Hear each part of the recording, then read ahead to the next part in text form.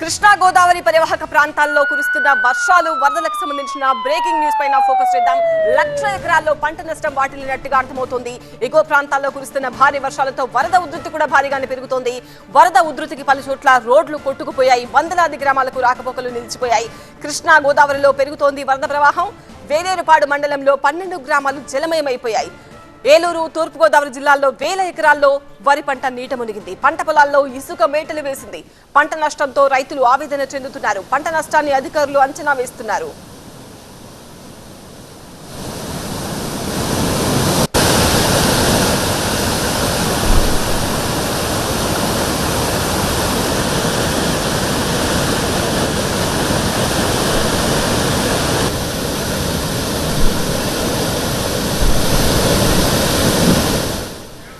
ఏలూరు జిల్లా పోతునూరు దగ్గర వరద ప్రవాహం బీభత్సంగా కనిపిస్తోంది. ఆ ప్రాంతంలో పంటలు నీట మునిగిపోయాయి. ఇప్పుడు అక్కడ పరిస్థితి ఎలా ఉందో TV9 స్పెషల్ కరెస్పాండెంట్ రవికుమార్ అడిగి లైవ్ లో మరింత సమాచారం తెలుసుకుందాం. రవి, ఎంత పంట నష్టం వాటిల్లింది? అధికారులు పంట నష్టం అంచనా వేస్తున్నట్టుగా తెలుస్తోంది. ఏమంటున్నారు రైతులు? అంటే పూర్తిగా కూడా ఒకసారి నేనున్న పొజిషన్ కనుక చూస్తే దాదాపుగా నా మోకాళ్ళ పైనుంచి కూడా నీళ్లు నిలబడినటువంటి పరిస్థితి పొలంలో కనిపిస్తోంది. ఇక్కడ ఏపుగా అంటే ఒక అడుగు వరకు ఈ నారు పెరిగింది. ఈ నారు పెరిగింది అంటే రైతు కష్టం దీని వెనకాల ఎంత ఉందనేది మనం ఒకసారి అర్థం చేసుకోవచ్చు.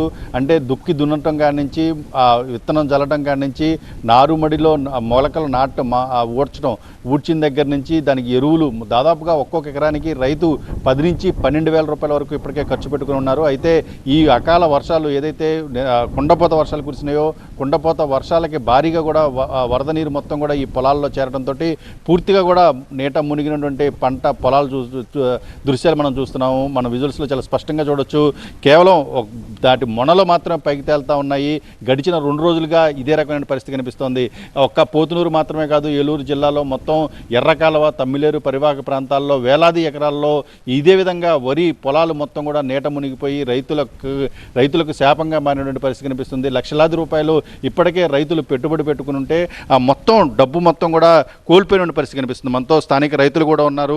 వీరిని కూడా ఏమండి, ఎప్పుడు నాటారు, ఏంటి పరిస్థితి, ఎంత పెట్టుబడి పెట్టుంటారు ఇప్పుడు దాకా? అయ్యా, మొన్న పోయిన శనివారం నాటామండి. వాళ్ళకి వారం రోజులండి. నేను 20 రోజులు అయిందండి ఆకుముడి పోసి. సుమారు వచ్చండి ఎకరానికి వచ్చి 12,000 రూపాయలు అయినాయండి. 10 నుంచి 12 లోపల అయినాయండి. ₹1,00,000 దగ్గరలోకి అయినాయండి. ఎదిగిందండి, అడుగు ఎదిగిందండి.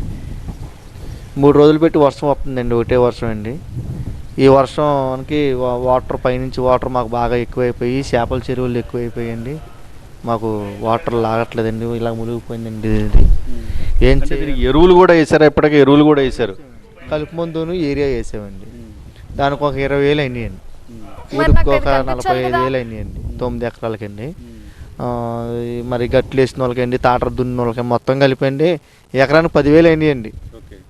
ఇప్పుడు ఈ నారు ఇప్పుడు ఒకవేళ కనుక నీళ్లు ఇవ్వాలా, రేపు వర్షం తగ్గితే నీళ్లు బయటకు వెళ్తే ఏదైనా పనికి వస్తుందా? కుళ్ళిపోయే అవకాశం ఉందండి. ఇదండి పండదండి, ఇది కుళ్ళిపోతుందండి. ఇది ఇంకొక 2-3 రోజులు ఉంటే ఇక దేనికి కూడా పనిచేయదండి. ఇవాళ రేపట్లో కొంచెం ఏమైనా లాగితే ఏమైనా అక్కడక్కడ పనిచేస్తాయి కదండి. ఇక ఇది లాగే సూచనలు కూడా కనపడలేదండి.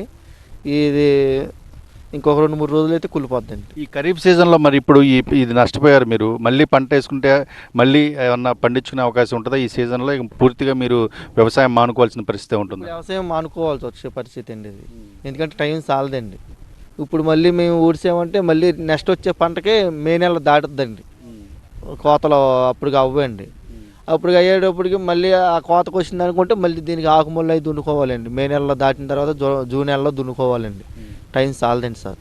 ఇప్పుడు ఇది కుళ్ళిపోయే అవకాశం అండి. పంట ఖాళీగానండి. ఇది దాదాపుగా ఈ ఏరియాలో ఎన్ని ఎకరాల్లో ఈ రకంగా రైతులందరూ కూడా నష్టపోయారని? మాది 14 ఎకరాలండి.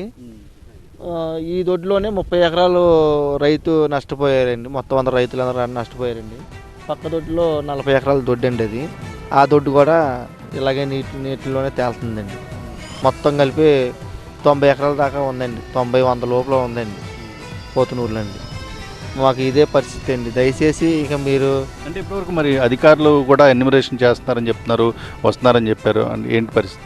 వస్తున్నారండి, ఫోటోలు తీసుకుంటున్నారు, వెళ్తున్నారండి అధికారులు. అధికారులను కూడా మనం తప్పును పొందకూడదండి. మిషన్ మేము పెడతామంటున్నారు, మిషన్ నిన్న కూడా తీసుకొస్తామన్నారండి. ఇక్కడ ఉన్న వాళ్ళకి వాళ్ళు సరైన మెయింటెనెన్స్ తీసుకుంటలేదండి ఈ చేపల చెరువుల వల్ల. ఓకే, ఇది పరిస్థితి. ఓవరాల్గా చూసుకుంటే మాత్రం పూర్తిగా కూడా రైతు తీవ్రంగా నష్టపోయాడని చెప్పుకోవచ్చు. ఎర్రకాలువ ఒక గోదావరితో పాటు ఎర్రకాలువ కూడా ఏలూరు జిల్లా, ఉమ్మడి పశ్చిమ గోదావరి జిల్లాల్లో వేలాది ఎకరాల్లో రైతులనైతే నీట ముంచింది, నిండా ముంచేసిందనే పరిస్థితి. వీరికి ప్రస్తుతం కన్నీటి పర్యంతం అవుతున్నారు రైతులందరూ కూడా. అధికారులు సత్వరమే ఎన్యూమరేషన్ చేసి వారికి కావాల్సినటువంటి తగిన పరిహారం కూడా ఇవ్వాలని కూడా వారందరూ కూడా రైతులందరూ కూడా కోరుతున్నటువంటి పరిస్థితి కనిపిస్తూ ఉంది. Thank you.